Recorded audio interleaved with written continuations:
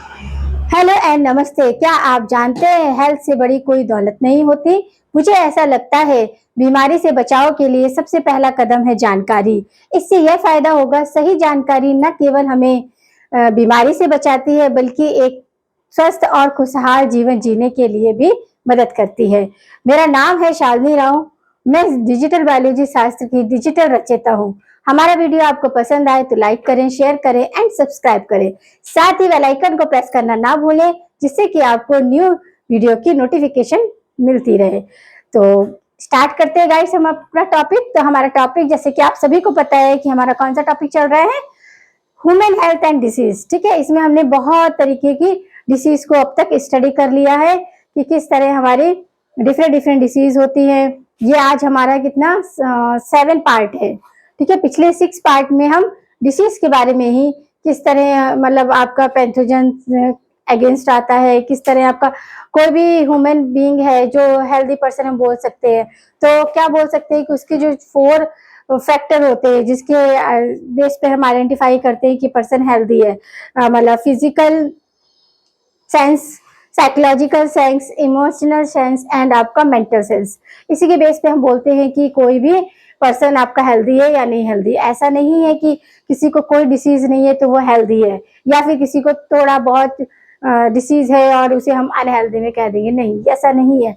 Healthy person वो है कि कुछ ऐसे भी होते हैं जिन्हें छोटी मोटी बीमारी होती है, फिर भी वो अपने 4 फैक्ट जो है आपके फिजिकल है, साइकोलॉजिकल है, उनमें प्रॉपर परफॉर्म कर रहे हैं, तो हम नहीं कह सकते कि वो क्या है, आपके अनहेल्दी पर्सन है। ठीक है, तो इसी के बेस पे हमने डिफरेंट टाइप्स ऑफ बैक्टीरियाज भी देखे, डिफरेंट बैक्टीरिया डिसीज देखी थी बहुत तरीके की। ठीक है, हमने बैक्टीरियल डिसीज देखी, वायरल डिसीज देखी। ठीक है, बैक्टीरियल डिसीज में हमारा क्या आया था, टाइफाइड और निमोनिया आया था। ठीक है, टाइफाइड क्या था, इसको हम टाइफाइड मैरी भी बोलते हैं। याद है ना सबको टाइफाइड मैरी क्यों बोलते हैं, किस वजह से उसे टाइफाइड मैरी बोला जाता है। ठीक है, तो ये सारी की चीजें। और फिर हमने आपकी क्या देखी, आपका इम्यूनोलॉजी देखी, जिसमें आपका इनेट इम्यूनिटी और आपका ये immunity, active immunity, passive immunity, और फिर इसके हमने वैक्सीनेशन देखा और इम्यूनाइजेशन देखा। और इसके बाद हमारा आया था auto immune disease. Auto immune disease में यानी कि हमारी जो डिफेंस सेल है खुद को ही डिस्ट्रॉय करने लगती है। ठीक है, और फिर हमारा आया था लास्ट पार्ट में हमने एड्स के बारे में पढ़ा है कि एड्स, जैसे कि एड्स को आज तो हम इंसेंट टाइम क्या कहते हैं, एड्स कहते हैं, मगर इससे पहले जब वो डिस्कवर हुआ था तब उसे एड्स नहीं कहते थे, ग्रिड बोलते थे। क्या, ग्रिड। ठीक है, तो ऐसे हमारी अब आज हमारा क्या है, कैंसर। जैसे सबको पता है कि कैंसर पेशेंट जो होता है उसका बचना मतलब बहुत ही कम चांसेस होते हैं। अगर सही स्टेज में पता चल गया तो ट्रीटमेंट हो सकता है, नहीं तो कैंसर सेल दो तरह की होती है। एक जो होती है वो ट्रीटेबल होती है और जो अदर्स होती है वो नॉन ट्रीटेबल होती है। अभी हम ये सब इसमें पढ़ेंगे कि किस तरह की सेल जो होती है वो ट्रीटेबल होती है और किस तरह की जो होती है नॉन ट्रीटेबल होती है। ठीक है, तो हम देखते हैं कैंसर। कैंसर की स्टडी को क्या बोलते हैं, ऑन्कोलॉजी बोलते हैं। ठीक है, क्या बोलते हैं, ऑन्कोलॉजी बोलते हैं। और जो कैंसर एजेंट होता है, कैंसर कॉजिंग एजेंट होता है, उसे सार्किनोजन बोलते हैं। क्या, देखो इसकी स्टडी को ऑन्कोलॉजी बोल रहे हैं। और जो पैथोजन एजेंट है जो कैंसर स्प्रेड करता है उसको क्या बोलते हैं, कार्सिनोजन। ठीक है, कार्सिनोजन बोलते हैं। और इसी तरह आपका क्या पैथोजन जीन्स होते हैं, एजेंट जीन। आपने अभी तक तो हमने क्या देखा कि जो भी आपकी डिसीज है उसके एजेंट्स हैं। ठीक है, मगर अभी कैंसर में क्या है कि कैंसर डिसीज एजेंट तो आपके कार्सिनोजन है, मगर आपके कॉजिंग जीन भी है जिन्हें ऑन्कोजीन बोलते हैं। ठीक है, क्या बोलते हैं, ऑन्कोजीन।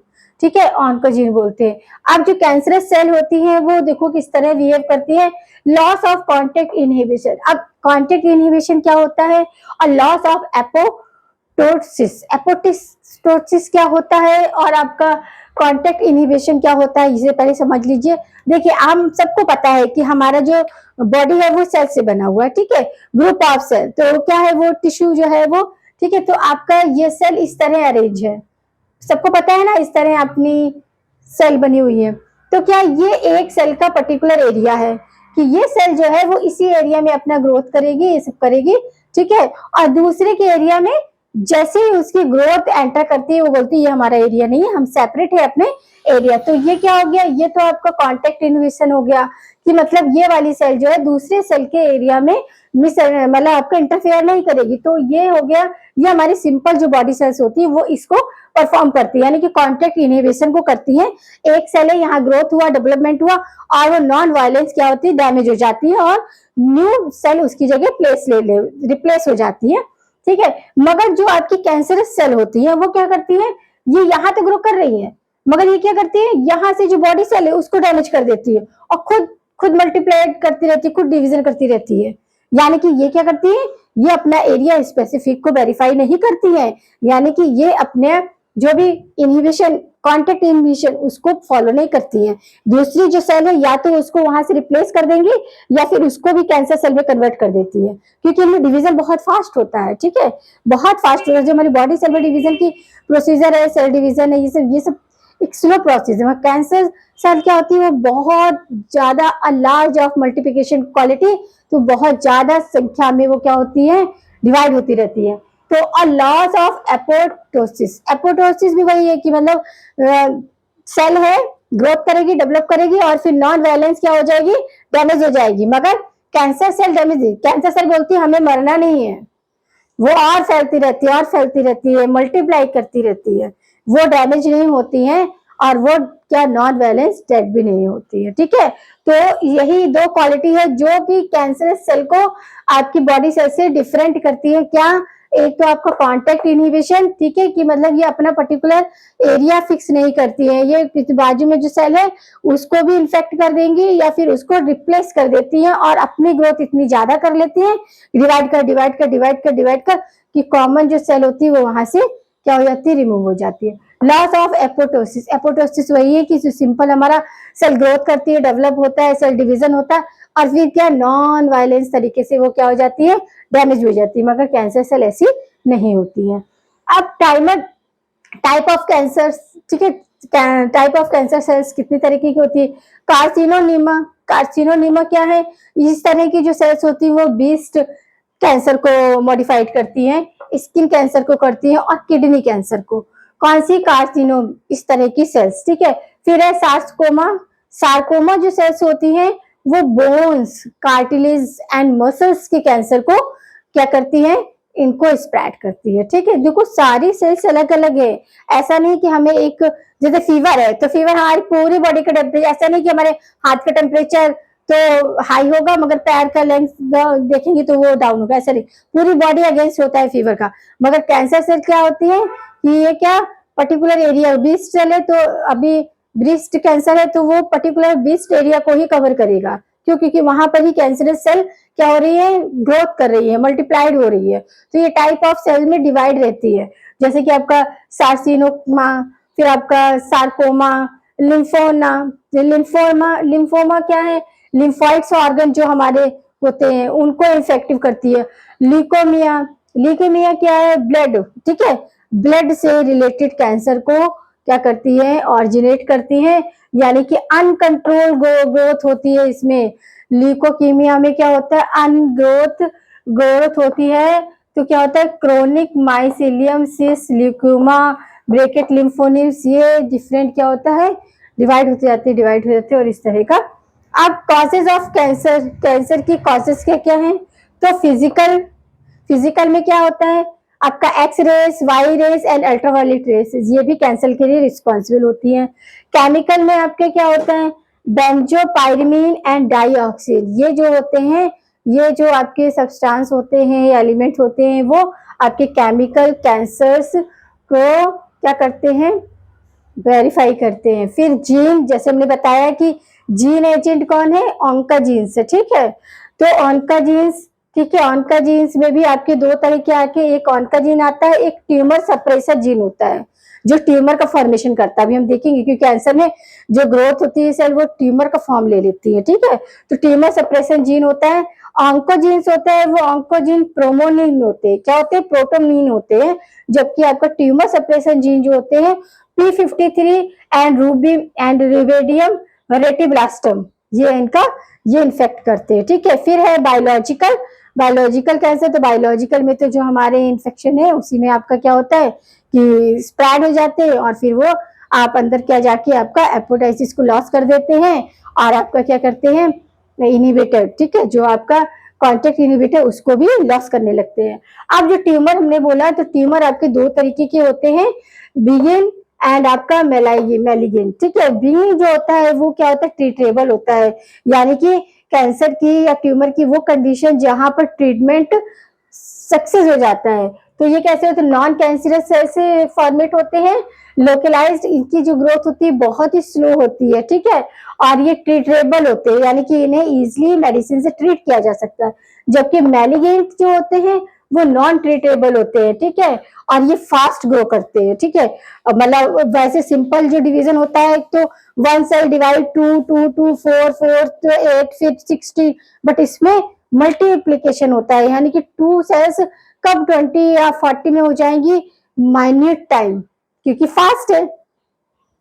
मेटासिस जो कि आपका एपोप्टोसिस के जस्ट उल्टा होता है। एपोप्टोसिस के जस्ट उल्टा क्या होता है, मेटासिस, यानी कि वो इतनी ज्यादा नंबर में डिवाइड करेंगे कि चंद घंटों में या चंद मिनटों में ही इतनी ज्यादा सेल मॉडिफाइड हो जाती है कि फिर उनको काउंटिंग बहुत ब्रॉड हो जाती है, ठीक है। फिर कॉन्टेक्ट, ये तो लॉस होगा ही होगा, कैंसर सेल है तो सबसे पहले कॉन्टेक्ट इनहिबिटर को लॉस करेगी, और एपोटोसिस को तो तब करेगी जब वो डेवलप होकर एक अपना लेवल बना लेती है, ठीक है। फिर कैंसर डिलेशंस, कैंसर को डिलेशंस कैसे करते हैं, बायोप्सी, ये सारी प्रोसीजर है, बायोप्सी है, हिस्टापैथोलॉजिकल स्टडी है, ठीक है, रेडियोग्राफी है, क्योंकि ultraviolet, alpha rays, gamma rays ये सबसे होता है, तो ये रेडियोग्राफी भी इसमें हेल्पफुल होती है। और पीएपी टेस्ट, ठीक है, पीएपी टेस्ट, और आपका एफएन, ये क्या है आपका फाइनल, इस तरह की कुछ डायग्नोसिस होती है। फाइनली ट्रीटमेंट जो होता है कैंसर का क्या होता है, एक तो सर्जरी होती है और एक होता है रेडियोथेरेपी, कीमोथेरेपी और इम्यूनोथेरेपी। यही कैंसर की क्या है, आपकी ट्रीटमेंट है। क्या है आपका इम्यूनोथेरेपी है, कीमोथेरेपी है और आपका रेडियोथेरेपी है, ठीक है। ये सारी की सारी ट्रीटमेंट की प्रोसीजर होती है। और इसमें क्या होता है, इसमें जो कैंसरस सेल होती है वो बहुत ज्यादा डिवाइड करती है। क्यों डिवाइड करती है, क्योंकि उनका जो आपका कॉन्टेक्ट इनहिबिशन होता है वो पूरी तरह से लॉस हो चुका होता है, और साथ ही वो एपोप्टोसिस जो होती है, एपोप्टोसिस जो होती है उसको मेटाप्टोसिस में कन्वर्ट कर देती है। एपोप्टोसिस क्या है, मतलब सिंपल लाइफ जी रही है, मतलब सेल है, ग्रोथ करेगी, डिवीजन करेगी, डेवलप करेगी और साथ में नॉन वायलेंस अपना डैमेज भी हो जाएगी। तो ये क्या है, एपोप्टोसिस का एक्टिविटी। मगर इसके जस्ट उल्टा मेटासोसिस होता है। मेटासोसिस होता है किसमें, आपका कैंसरस सेल में, यानी कि जो सेल है वो खुद से डैमेज नहीं होती है, क्या करती है, अ लॉट ऑफ डिवीजन, बहुत ज्यादा डिवाइड होती है, इतनी ज्यादा कि मतलब इसको अनकंट्रोल डिवीजन भी कह सकते हैं, इतनी अनकंट्रोल मल्टीप्लाइड होती है ये, ठीक है। तो यहाँ अब हमारा मेजर जो डिसीज थे वो सारे के सारे हमने कवर कर लिए। जैसे फॉर एग्जांपल आपका एड्स है, ठीक है, कैंसर है और आपका ऑटो इम्यूनो डिसीज है, ठीक है। तो ये मेन आपका सारा कवर हो चुका है। और अब जो हमारा नेक्स्ट पार्ट आएगा वो ड्रग का आएगा, ठीक है, कि हम किस तरह से कैसे कैसे फॉर्म होती है, कौन कौन से प्लांट यूज करते हैं, किस तरह की मेडिसिन किस ट्रीटमेंट में है, और ड्रग्स के भी डिफरेंट टाइप्स होते हैं कि उनका कैसा इफेक्ट होता है हमारे इम्यून सिस्टम में, ठीक है, क्योंकि हमारा इम्यून सिस्टम क्या है, बहुत ही सेंसिटिव होता है, ठीक है। इसीलिए तो अभी हमने ये भी पढ़ा कि आपका डिफरेंट टाइप्स ऑफ जो डिसीज हो रही है उनमें एयरबोर्न डिसीज है, food and water borne disease है, तो डिफरेंट टाइप्स की डिसीज हमारे सोशल सर्कल में रहती है, जिनका अलग अलग पैथोजेंस होते हैं, सिम्टम्स अलग होते हैं, ठीक है, ट्रीटमेंट अलग होता है, ठीक है। क्यों, क्योंकि वो डिफरेंट माइक्रो ऑर्गेनिज्म से क्या होती है, ग्रो होती है। तो माइक्रो ऑर्गेनिज्म में तो आपके पता ही है कि मतलब बैक्टीरिया आते हैं, वायरस आते हैं, फंगल आता है, ठीक है, कुछ प्रोटीज भी आ जाते हैं, ठीक है, प्रोटीज डिसीज भी होती है हमें, और हेलमिन डिसीज भी होती है, ठीक है। हेलमिन डिजीज में क्या होते हैं, फ्लैट वॉर्म आते हैं, जैसे एस्केरिस है, राउंड वॉर्म है, ये सारे के सारे हम वहां पर डिस्कस करते हैं, ठीक है। तो इस तरह हमारा ये वाला पार्ट भी यहाँ कवर होता है। जैसे कि मैं पहले भी पार्ट में कह चुकी हूँ आपसे कि ये टॉपिक आपको ज़्यादा से ज़्यादा रीडिंग करना है, और जहाँ पर आपको लगता है तो आपको लिख कर भी याद करना है। क्यों? क्योंकि चीज़ें जब लिख कर याद की जाती हैं तो ज़्यादा समय तक हमारे माइंड में रहती हैं, ठीक है?